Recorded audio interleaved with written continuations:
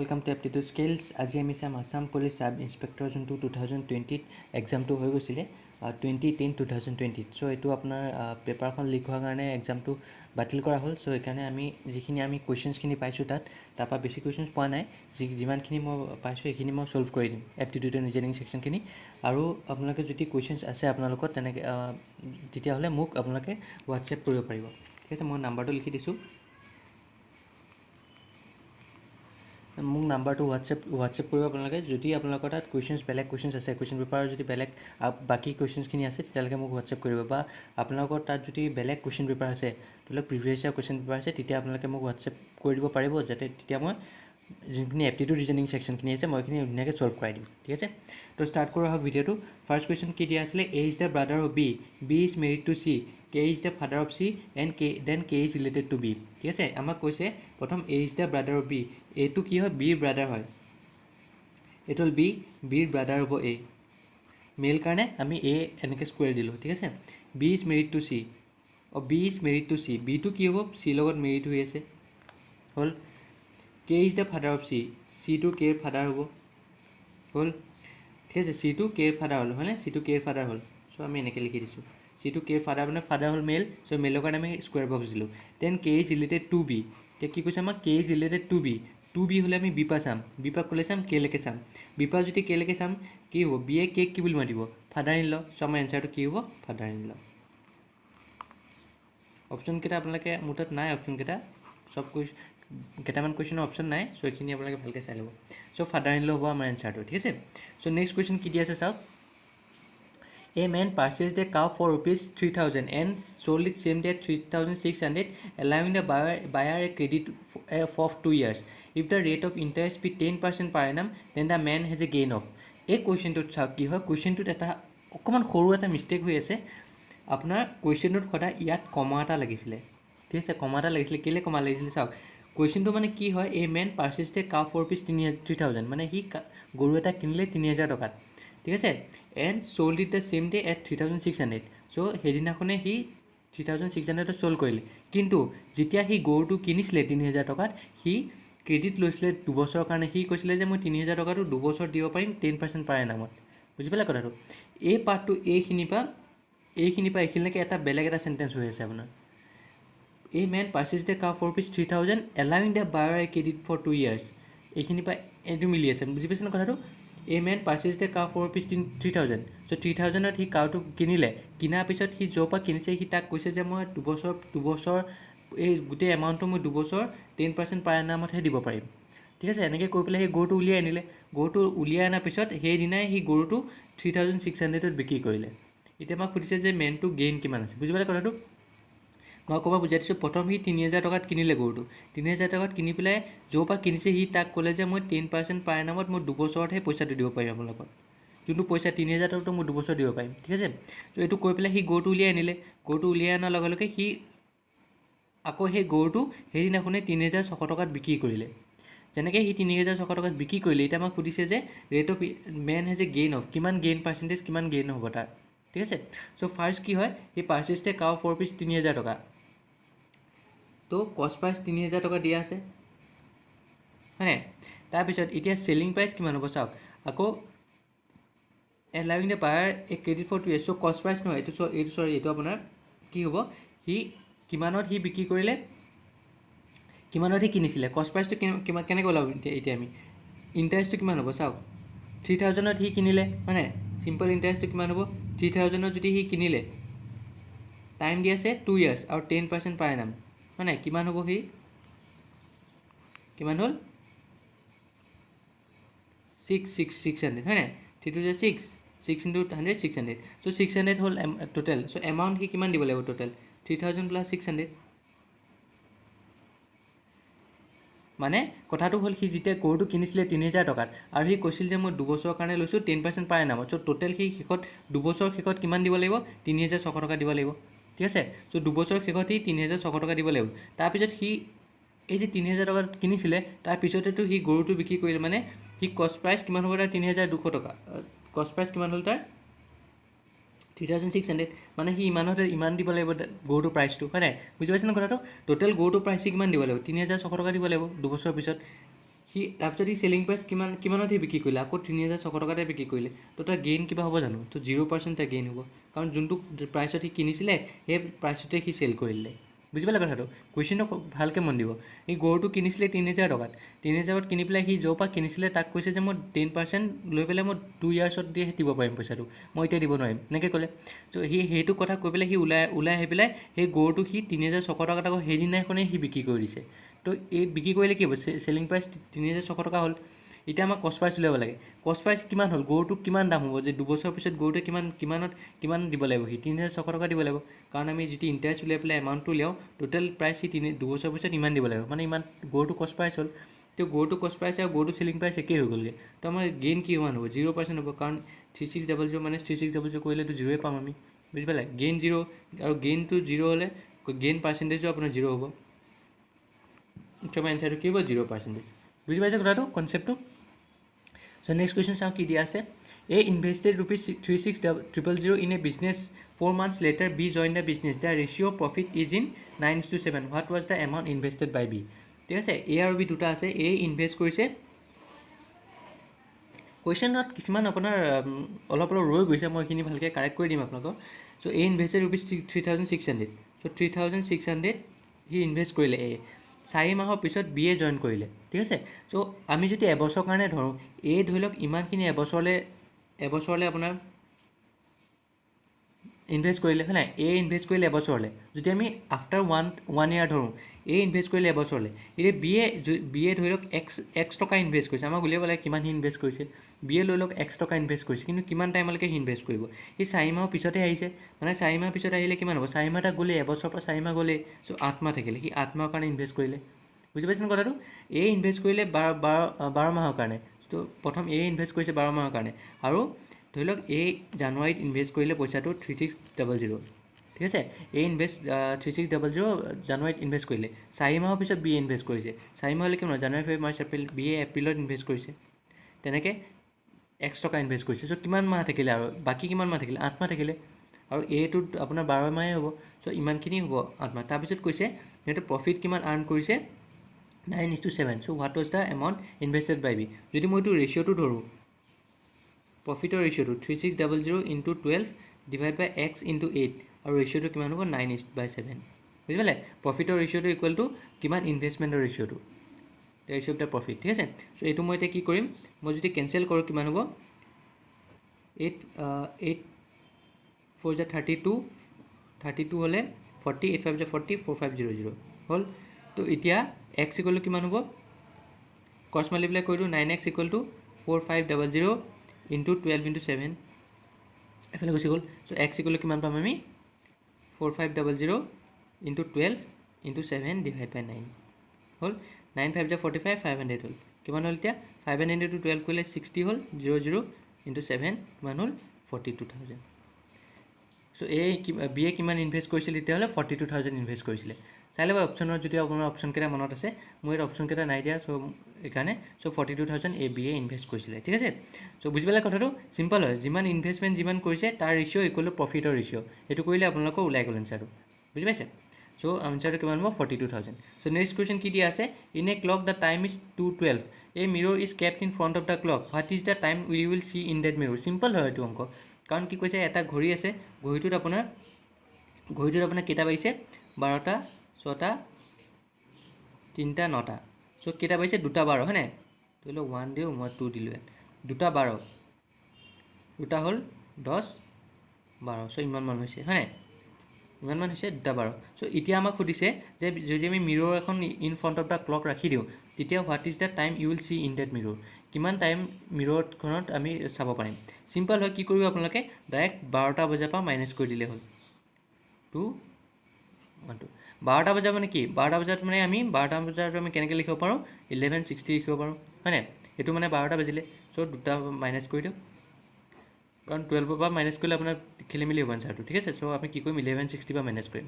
10ৰ পৰা 2 গ'লে 8, 5ৰ পৰা 1 গ'লে 4, 11ৰ পৰা 2 গ'লে 9 10 11, চ' 948 হ'ব আপোনাৰ এনচাৰ। চ' মিৰ'ৰখনত আমি কিমান চাম? 948। বুজি পালে? উল্টা হৈ যাব, উল্টা হৈ গ'লে কি হ'ব? 9ৰ ওচৰত থাকিব, হয় নাই? 948 হ'ব আপোনাৰ। চ' এনচাৰটো কি হ'ব? 948। বুজি পালে? চিম্পল হয়, বেছি টান নহয়। নেক্সট কুৱেশ্যন চাওঁ কি দিয়া আছে the calendar of 1996 will repeat itself in so' কেলেণ্ডাৰখনৰ 1996টো কেতিয়া ৰিপিট হ'ব আমাক সুধিছে চ' এইটো আপোনাৰ বেছি টান নহয় কনচেপচুৱেল হয় 1996 মই কৰাই দিছিলোঁ এনেকুৱা অংক কেলেণ্ডাৰত চ' 1996 1997 কেতিয়া ৰিপিট হ'ব আমি চাম 1998 1999 2000 2001 2002 2000 কেতিয়া আছে 2004 লৈকে আছে 2003 2004 লৈকে আমি চাই লওঁ ঠিক আছে চ' 1996 কি হয় আপোনাৰ লিপ ইয়াৰ হয় লিপ ইয়াৰ আমি কেনেকৈ গম পাম কাৰণ 4 দি ডিভাইড হৈ আছে চ' লিপ ইয়াৰ হ'লে ইয়াত কেইটা থাকিব অ'ড ডে দুটা অ'ড ডে থাকিব হয়নে অ'ড ডে মই কৰাই দিছিলোঁ আপোনাৰ কেলেণ্ডাৰত অ'ড ডে কৰাই দিছিলোঁ আৰু জেনেৰেল ইয়াৰত সদায় এটা অ'ড ডে থাকিব ঠিক আছে এইকেইটা চব জেনেৰেল ইয়াৰ আৰু 2002 লিপ ইয়াৰ আকৌ দুটা অ'ড ডে আহিলে আকৌ একেটা জেনেৰেল ইয়াৰ 2004 লিপ ইয়াৰ আকৌ দুটা কাৰণ 4 দি ডিভাইড হৈ আছে একেটা ঠিক আছে চ' লিপ ইয়াৰ হ'লে কেইটা এতিয়া আমি কেনেকৈ চাম যে কোনটো ইয়াৰ ৰিপিট হ'ব আমি অ'ড ডে কেইটা চাম কেনেকৈ হ'ব চাব 70 যোনটো ডিভাইড হয় সেইটোৱে হ'ব চাব 2 + 1 3 4 5 6 7 চ' এইখিনিলৈকে আপোনাৰ 7 হৈ আছে হয়নে এইখিনিলৈকে 7 হৈ আছে তাৰপিছত 7 হৈ আছে মানে কি 70 যোনটো 70 ডিভাইড হয় সেইটোৱে হ'ব আপোনাৰ যদি আমি প্লাছ কৰি এনেকুৱা এটা উলিয়াব লাগিব যোনটো 70 ডিভাইড হয় এতিয়া 77ক ডিভাইড হৈ আছে চ' নেক্সট আপুনি ক'ত পাব 2001ত পাব বুজি পালে যদি আমি আৰু চাওঁ 2 3 4 5 6 7 8 9 10 11 12 2005 আপোনাৰ 1 অ'ড ডে হ'ব আৰু 2006 1 অ'ড ডে হ'ব আকৌ ক'ত ৰিপিট হৈ আছে চাওক 2 3 4 5 6 7 8 9 10 11 12 13 14 চ' ইয়ালৈকে মই 14 পাই আছোঁ হয় নাই 14ক আকৌ 70 ডিভাইড হৈ আছে চ' নেক্সট আকৌ ৰিপিট হৈ আছে 2006ত ৰিপিট হ'ব আপোনাৰ বুজি পালে সেইটোৱে তেনেকৈ চাই আপোনাৰ অ'ড ডে কেইটা প্লাছ কৰি পেলাই 70 ডিভিজিবল হয় নহয় কোনটো হয় সেইটো চালে আপোনাৰ সেইটো পাই যাব চ' আমাৰ এনচাৰটো কি হ'ব 2001 কাৰণ এইখিনিলৈকে ৰিপিট হৈ আছে নেক্সট কোনটো হ'ব 2000 ইয়ালৈকে 14 ন চ' নেক্সট হ'ব 2007 হ'ব চৰি 2007 হ'ব কাৰণ এইখিনিলৈকেতো আপোনাৰ অ'ড ডে পাই আছে ডিভিজিবল হৈ আছে চ' নেক্সট ইয়াৰ কোন হ'ব 2007ৰ এজটো ইয়াৰটো আপোনাৰ ৰিপিট হ'ব বুজি পালে নেক্সট কুৱেশ্যনটো চাওক কি দিয়া আছে চাওক table wood oak dress cloth এতিয়া আমাক এইটো এই তিনিটাৰ মাজত যেনেকৈ ৰিলেশ্যন আছে আমাৰ এই তিনিটাৰ মাজতো সেই তেনেকৈ ৰিলেশ্যনটো উলিয়াব লাগিব কেনেকৈ উলিয়াম চাব টেবলখন আপোনাৰ কিহেদি বনাই আছে উডেদি বনাই আছে হয় উডটো আকৌ ক'ৰপৰা পাইছে ওক ট্ৰিপা পাইছে ওক এটা গছৰ নাম ঠিক আছে বুজি পাইছে কথাটো কেনেকৈ বনালোঁ মই টেবলটো কিহৰ পৰা বনাইছে উডৰ পৰা বনাইছে ঠিক আছে উডৰ পৰা বনাইছে আকৌ উডটো ক'ৰপৰা পাই আছোঁ আমি অ'কৰ পৰা পাই আছোঁ তেনেকৈ ড্ৰেছটো কিহৰ পৰা বনাইছে ক্লথৰ পৰা বনাইছে আৰু ক্লথটো আমি ক'ৰ পৰা পাই আছোঁ কটন গছৰ পৰা পাই আছোঁ কটনৰ পৰা পাই আছোঁ চ' আমাৰ এনচাৰটো কি হ'ব কটন বুজি পালে চিম্পল হয় কাৰণ ইয়াত আপোনাৰ ৰিলেশ্যন এটা দিয়া আছে সেই ৰিলেশ্যনটোতে আমি এইটো ৰিলেশ্যন বনাব লাগিব ইয়াত আমি তিনিটাৰ লগত একে মিলাই থকা ৰিলেশ্যন কোনটো হ'ব টেবলটো উডেদি বনাইছে উডটো আমি অ'কৰ পৰা পাই আছোঁ ড্ৰেছটো ক্লথেদি বনাইছে ক্লথটো আমি কটনৰ পৰা পাই আছোঁ বুজি পালে এই কুৱেশ্যনটো চাব এতিয়া 1/9 কম্প্ৰিজেছ অফ হাউ মেনি 1/3 চ' আমাক সুধিছে যে কেইটা 1/3 প্লাছ কৰিলে আমি 1/9 পাম ঠিক আছে কুৱেশ্যনটো কি হয় কুৱেশ্যনটো হ'ব লাগিছিলে 1/3 কম্প্ৰিজেছ অফ হাউ মেনি 9 উল্টা হ'ল কুৱেশ্যনটো হাউ many 1/3 comprises of how many 9 1/9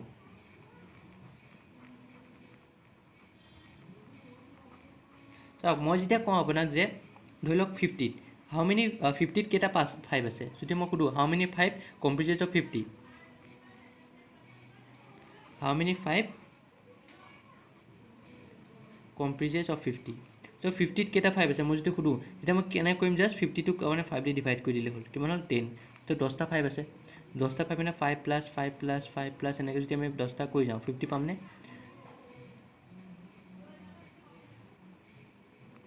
বুজি পালে তেনেকৈ আমি 5টক যদি আমি ধৰি লওক 10টা 5 আছে হয় নাই 10টা 5 কৰিলে কিমান হ'ব 10 10 10 30 40 50 পাই গ'লোঁ বুজি পালে সেই তেনেকৈ আমাক সুধিছে যে কেইটা আমাৰ হাউ মেনি এতিয়া হ'ব লাগিছিলে আপোনাৰ চাওক যদি মই এইটো কৰিলোঁ হয় 1/9 কম্প্ৰিজেছ অফ হাউ মেনি 1/3 যদি মই এইটো কৰিলোঁ হয় মই কেনেকৈ ল'ম যে ধৰি লওক আপোনাৰ চিম্পল হয় মই কৈছোঁ হাউ মেনি 5 কম্প্ৰিজেছ অফ 50 হয় নাই এতিয়া কৈছে how many 1/3 comprises of 1/9 so' just 50 divide by 5 কৰিলে হ'ল চ' 1/9 ডিভাইড বাই 1/3 কৰিলে হ'ল কিমান হ'ব এইটো 1/9 ইনটু এইটো উল্টা হৈ যাব 1/3টো 3/1 হৈ যাব মানে 3 হ'ব চ' আমাৰ এনচাৰটো হ'ব 1/3 কিন্তু 1/3টো ইয়াত একো নাই সেইকাৰণে মই কৈছোঁ কুৱেশ্যনটো কি হয় 1/3 কম্প্ৰিজেছ অফ হাউ মেনি 1/9 উলিয়াব লাগিছিলে এইটো কুৱেশ্যন ঠিক আছে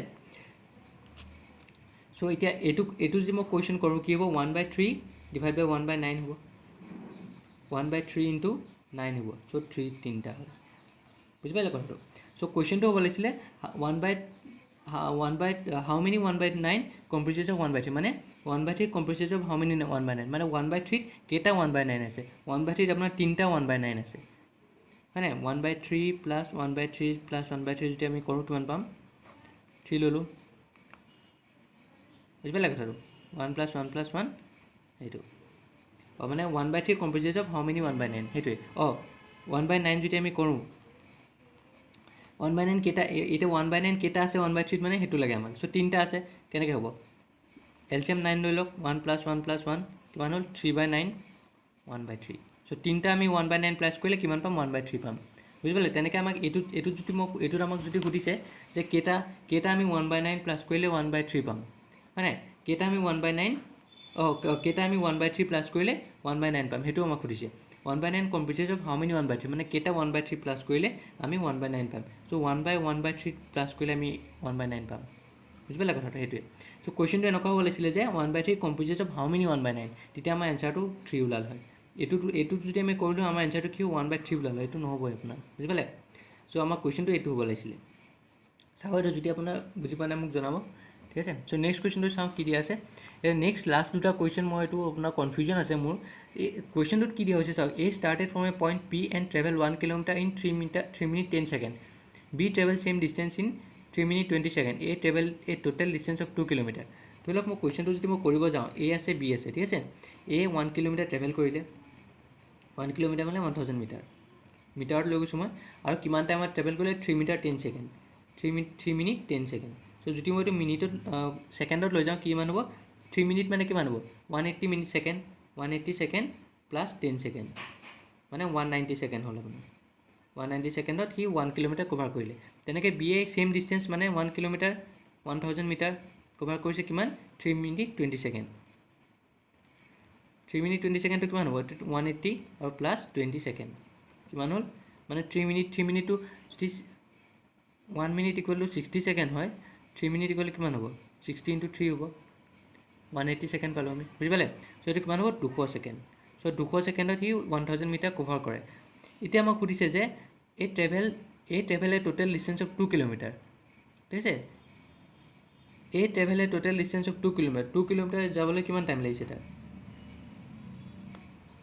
1 কিলোমিটাৰ যাবলৈ 1 কিলোমিটাৰ যাবলৈ 190 ছেকেণ্ড লাগিছে 2 কিলোমিটাৰ যাওঁতে জাষ্ট 190 × 2 কৰিলে হ'ল আপোনাৰ 380 ছেকেণ্ড লাগিছে কথাটো হ'ল এতিয়া what is the difference of distance between A and B তে এ আৰু বিৰ মাজৰ ডিষ্টেঞ্চটো কিমান হ'ব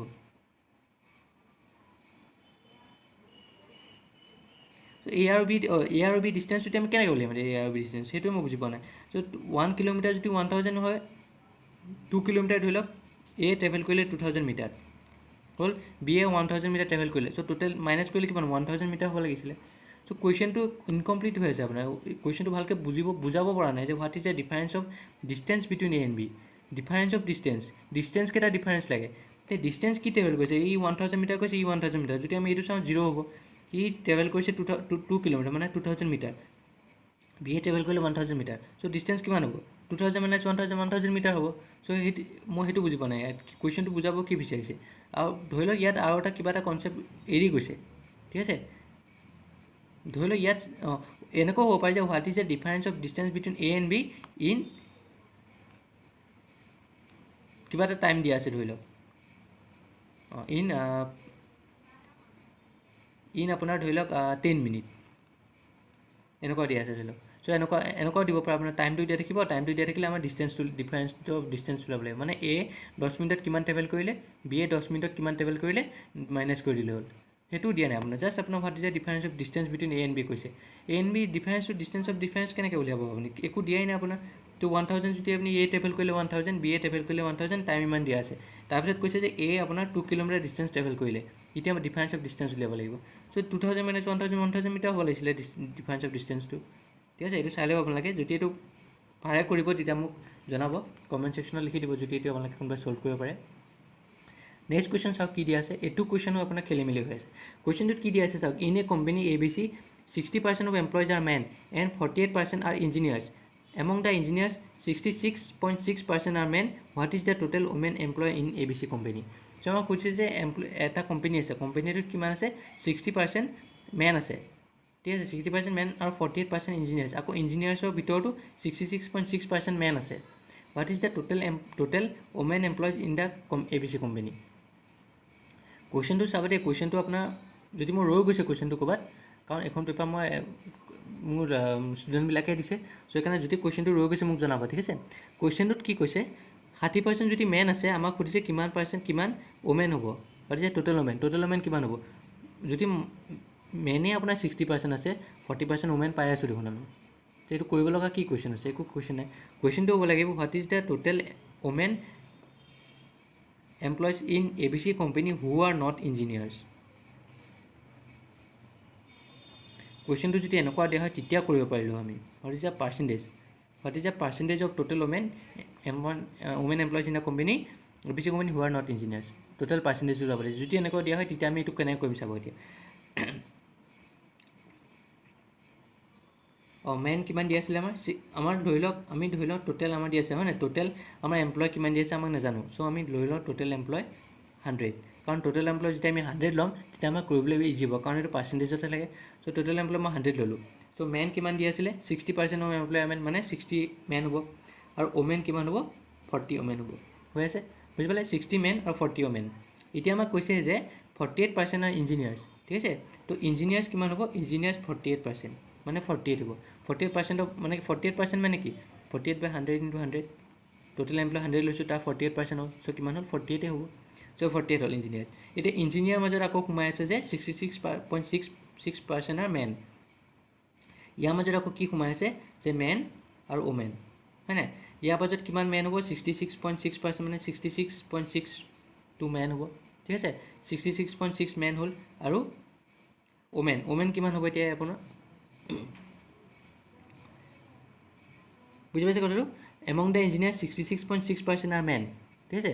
তো ইঞ্জিনিয়াৰ্ছ হ'ল 48, ঠিক আছে। ইঞ্জিনিয়াৰ্ছ আপোনাৰ হ'ল 48, 48ৰ পৰা আকৌ আপোনাৰ 66% অফ 48, মানে 66% অফ 48, 66% মানে হ'ল 100 আৰু ইনটু 48, কাৰণ ইঞ্জিনিয়াৰ্ছৰ ভিতৰতে লৈছোঁ আমি টোটেল এমপ্লয়টোৰ পৰা লোৱা নাই নহয়, আমি ইঞ্জিনিয়াৰ্ছৰ ভিতৰৰ পৰা লৈ আছোঁ, ঠিক আছে। এইটো আমি কৰিলে কিমান পাম 0.66 × 48, ঠিক আছে। এইটো অলমষ্ট মই 32 পাম, অলমষ্ট 32 পালোঁ।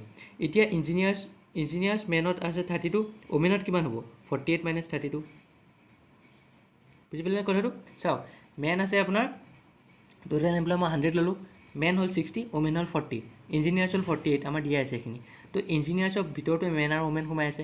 এতিয়া কৈছে 66.6% of men are engineers are men, total engineers কিমান আছিলে 48, ইয়াৰ 66.6% হ'ব মেন হ'ব, ঠিক আছে। তো আমি উলিয়ালোঁ কিমান হ'ল 32টা মেন হ'ল। 32টা যেতিয়া মেন হ'ব, টোটেল ইঞ্জিনিয়াৰ্ছ কিমান আছিলে 48, চ' ওমেন কিমান হ'ব 48 - 32, কিমান হ'ল 16টা হ'ল আপোনাৰ ওমেন। 16টা ওমেনে আপোনাৰ ইঞ্জিনিয়াৰ্ছ হয়। এতিয়া আপোনাক সুধিছে হু আৰ দ্য এতিয়া টোটেল এমপ্লয় ইঞ্জিনিয়াৰ্ছ নোহোৱাখিনি কিমান হ'ব, ঠিক আছে। ইঞ্জিনিয়াৰ্ছ নোহোৱাখিনি কিমান হ'ব women who are not engineers,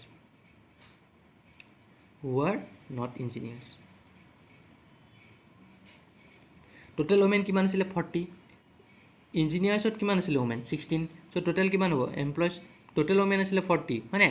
টোটেলৰ পৰা যদি আমি যোনখিনি ওমেন ইঞ্জিনিয়াৰ্ছ হয় সেইখিনি যদি মাইনাছ কৰি দিওঁ তেতিয়া আমি গম পাম যে ওমেন যোনখিনি ইঞ্জিনিয়াৰ্ছ নহয় 40 - 16, হয়নে। 40টো হ'ল টোটেল ওমেন, তাৰপৰা আমি এইখিনি ইঞ্জিনিয়াৰ্ছ হৈ আছে, চ' এইখিনি ইঞ্জিনিয়াৰ্ছ মাইনাছ কৰিলে কিমান হ'ব 24টা আমি ওমেন পালোঁ যোনটো ইঞ্জিনিয়াৰ্ছ নহয়, ঠিক আছে। চ' আমাক সুধিছে যে পাৰ্চেণ্টেজ কিমান হয় ইঞ্জিনিয়াৰ্ছৰ পাৰ্চেণ্টেজ কিমান হয়, তো ওমেন হু আৰ নট ইঞ্জিনিয়াৰ্ছৰ পাৰ্চেণ্টেজ কিমান হ'ব, টোটেল কিমান পালোঁ আমি 24, আৰু টোটেল ওমেন কিমান আছিলে 40 × 100 হ'ল 4 × 10 = 40, 4 × 6 = 24, তো কিমান হ'ল 60%। তো 60% ওমেনখিনি ইঞ্জিনিয়াৰ্ছ নহয়, বুজি পালে কথাটো, চিম্পল আছে, বেছি টান নহয়, খালি আপুনি কনচেপ্টটো বুজিলে হ'ল। কিন্তু কুৱেশ্যনটোত আপুনি ইয়ালৈকে দিয়া আছে, এইটো লাইন চাগে মিছ হৈ আছে আপোনাৰ, এই লাইনটো মিছ হৈ আছে। যদি এই লাইনটো দিয়া আছে আপোনালোকক ক'ব, কাৰণ যদি আমাক সোধে যে কিমান পাৰ্চেণ্টেজ ওমেন আছে, 40% ওমেন আছে, কাৰণ 60% এমপ্লয় যদি মেনেই হয় 40%হে আপোনাৰ ওমেন থাকিব, এমপ্লয়ৰ কথা কৈছে ইয়াত, হয় নাই। যিমান এমপ্লয় আছে তাৰ 60% মেন হয়, চ' 40% মেন ওমেনে হ'ব, চ' এইটো কৰিব লগা একো নাই। কিন্তু কুৱেশ্যনটো কি হয় আধৰুৱা হৈ আছে, যদি এইখিনি দিয়া নাই তেতিয়া কুৱেশ্যনটো আধৰুৱা হৈ আছে। তো কিমান হ'ল আপোনাৰ এনচাৰটো 60% হ'ব, বুজি পালে কথাটো কেনেকৈ কৰিলোঁ মই আকৌ এবাৰ বুজাই দিছোঁ। যদি মেন 60 হয়, ওমেন 40 হয়, ইঞ্জিনিয়াৰ্ছ 48 দিয়া আছে আমাক, টোটেল এমপ্লয়িজ আমি 100 ধৰিছোঁ। চাওক 60% অফ এমপ্লয়াৰ মেন, তো 60% অফ এমপ্লয়াৰ মেন মানে কি 60/100, টোটেল এমপ্লয় কিমান আছিলে 100 চ' কিমান হ'ল 60 হ'ল তেনেকৈ 48% অফ ইঞ্জিনিয়াৰ্ছ তো 48/100 ইনটু কিমান হ'ল টোটেল এমপ্লয় কিমান 100 চ' 48 হ'ব তো সেইকাৰণে মই 100 লৈছোঁ ঠিক আছে চ' 48 হ'ল আপোনাৰ চ' এই 48টো আকৌ মেন আৰু ওমেন সোমাই আছে চ' কেনেকৈ সোমাইছে 66.6% অফ মেন মানে 66.6% অফ এই 48 হ'ব তো কিমান হ'ল 32টা মেন সোমাইছে আৰু 16টা ওমেন সোমাইছে জাষ্ট মাইনাছ কৰি দিলে হ'ল তো দুটা প্লাছ কৰিলে আমি ইঞ্জিনিয়াৰ্ছ পাম এতিয়া আমাক সুধিছে যে কিমানটা ওমেন ইঞ্জিনিয়াৰ্ছ নহয় চ' টোটেল ওমেন যদি 40 আছিলে তাৰ ভিতৰত যদি 16টা ইঞ্জিনিয়াৰ্ছ হয় চ' 40 মানে 16টা 24টা ইঞ্জিনিয়াৰ্ছ নহয় চ' তাৰ পাৰ্চেণ্টেজ কিমান হ'ল 24 হ'ল ডিভাইড বাই টোটেল ওমেন কিমান আছিলে 40 ইনটু 100 তো কিমান হ'ল 60% বুজি পালে যদি ক'ৰবাত কুৱেশ্যনছত ডাউট আছে মোক জনাব আৰু যদি ইয়াৰ বাহিৰে যদি আৰু কুৱেশ্যনছ আছে কিছুমান ৰৈ গৈছে কুৱেশ্যন গোটেইখিনি কুৱেশ্যনটো নাই মোৰ লগত চ' আপোনালোকে প্লিজ মোক হোৱাটছএপ কৰি দিব মই হোৱাটছএপ নম্বৰ দি দিছোঁ মই ষ্টাৰ্টিঙত বা মই এতিয়াও দি দিছোঁ 0682707 মোক হোৱাটছএপ কৰি দিব ঠিক আছে মই এইখিনি ছল্ভ কৰি দিম ধুনীয়াকৈ আৰু প্ৰেক্টিছ কৰি থাকক আৰু যদি কিবা ডাউট আছে মোক জনাব কিবা প্ৰব্লেম পাইছে কোনোবা চেপ্টাৰত কোনোবা টপিকত প্ৰব্লেম পালে মোক কমেণ্ট ছেকশ্যনত জনাই দিব ঠিক আছে মই সেইটো ধুনীয়াকৈ আপোনালোকক বুজাই দিম চ' মোৰ চেনেলৰ লাইক ছাবস্ক্ৰাইব শ্বেয়াৰ কৰিবলৈ নাপাহৰিব আৰু বেল আইকনটো ক্লিক কৰি থওক যাতে মই যেতিয়া নতুন ভিডিঅ' আপলোড দিওঁ আপোনাক ন'টিফিকেশ্যন পাই যায় চ' থেংকছ এ লট